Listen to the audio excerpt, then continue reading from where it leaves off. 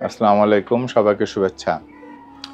একটা প্রশ্ন খুব প্রচলিত আছে বা সাধারণত আমাদের অনেক সময় বিভিন্ন মিডিয়া থেকেও কোশ্চেন করা হয় যে, স্যার শুনছি নামাজ হৃদরোগের জন্য ভালো। স্বাস্থ্যের জন্য তো ভালোই, হৃদরোগের জন্য ভালো বা হৃদরোগ প্রোটেকশন বলি আমরা, হৃদরোগ প্রতিরোধ করার জন্য ভালো।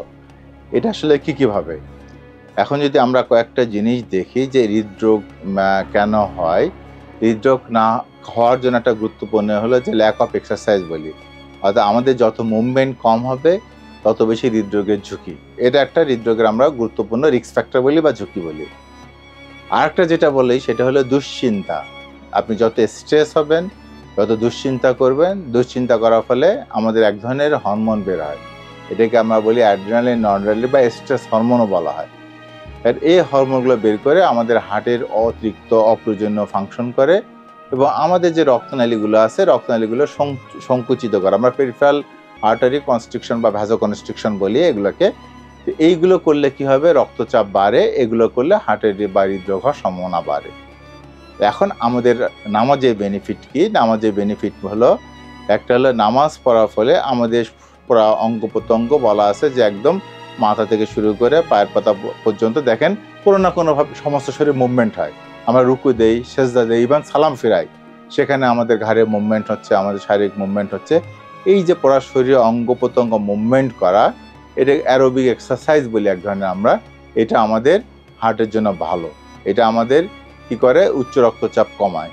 এটা কি করে? আমাদের যেহেতু সারা শরীরে সার্কুলেশন ভালো হয় এবং স্বভাবত যেহেতু ওই যেটা আমরা বললাম পেরিফেরাল বা আমাদের শরীরের দূরবর্তী যে অঙ্গ প্রত্যঙ্গের যে রক্তনালীগুলো আছে সেগুলো মুভমেন্ট হয়, ফলে এটা হৃদরোগ প্রতিরোধ করতে সহায়তা করে। একটা জিনিস আমরা যে বলি অনেক সময়, যেমন ইয়োগা, অথবা বলি যে কিছু ধ্যান করা, এই যে বিভিন্ন কিছু এক্সারসাইজ আছে, এই যেমন আমার শারীরিক এক্সারসাইজের পাশাপাশি কিছু মানসিক এক্সারসাইজ বলে, এই এক্সারসাইজ যেগুলো আছে সেগুলোর মধ্যে নামাজ বা মেডিটেশন আমরা যে কথাটা বলি সেটা অনেক অনেক গুণ বেশি আমাদের শরীরের জন্য ভালো বা আমাদের হৃদরোগ প্রতিরোধের জন্য ভালো। এই যে মেডিটেশন বা আমরা নামাজ পড়ার ক্ষেত্রে যখন সবসময় বলা হয় যেটা কনসেন্ট্রেশন করা, অর্থাৎ আমরা স্রষ্টার প্রতি নিবেদিত হওয়া।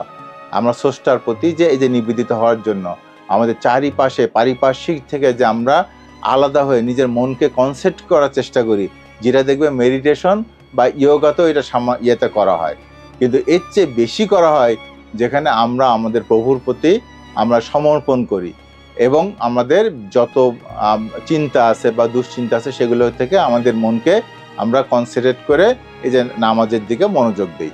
তাহলে এই জিনিসটুকু হবে কি হবে? আমাদের এই যে স্ট্রেস হরমোন যেগুলো বলি, এই স্ট্রেস হরমোনগুলো রিলিজ করা অনেক কমে যায়।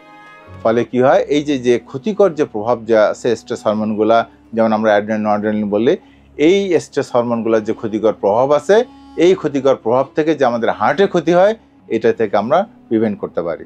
সুতরাং এইটা আমাদের যে মেডিটেশনের মতো বা যোগব্যায়ামের মতো এই জিনিসগুলো আমাদেরকে হৃদরোগ প্রতিরোধ করতে সহায়তা করে। সবাইকে ধন্যবাদ।